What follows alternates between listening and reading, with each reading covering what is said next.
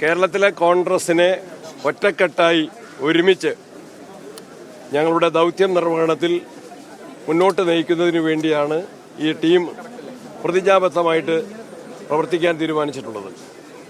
അതിന് ഊർജം ലഭിക്കുന്നതിന് വേണ്ടിയാണ് രാവിലെ തന്നെ ബഹുമാനായ ലീഡർ ശ്രീ കെ കരുണാകരൻ്റെ തൃശ്ശൂരിലെ സ്മൃതി മണ്ഡപത്തിലും പ്രിയപ്പെട്ട ഉമ്മൻചാണ്ടിയുടെ പുതുപ്പള്ളിയിലെ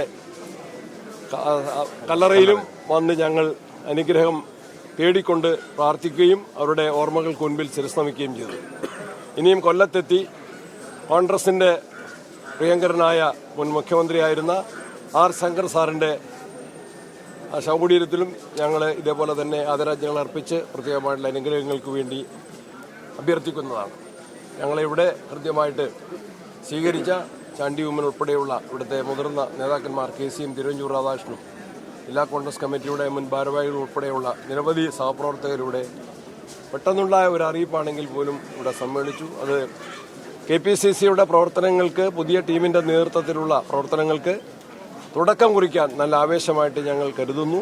ഉമ്മൻചാണ്ടിയെക്കുറിച്ചുള്ള ദീപ്തമായിട്ടുള്ള ആവേശകരമായിട്ടുള്ള ഓർമ്മകൾ ഞങ്ങൾക്ക് കരുത്തു പകരും.